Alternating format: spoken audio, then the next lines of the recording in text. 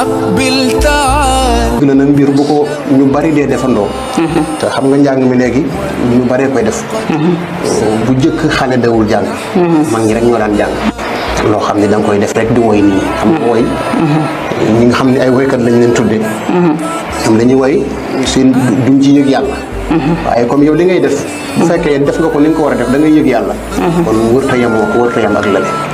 loo ko neexal rek war naa am fu mu yem. war naa am yoo xam tamit waroo ko ci dugal. waaw loolu moom maa ngi koy dénkat sama bopp di ko dénk mboolem ñi nga xam ne war naa leen koo wax. waaw ñu bàyyi ci xel bu baax.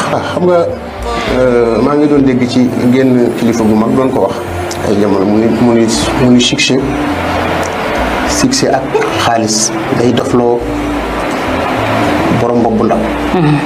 xam nga succès moom bu la soppee yooyu woo ko.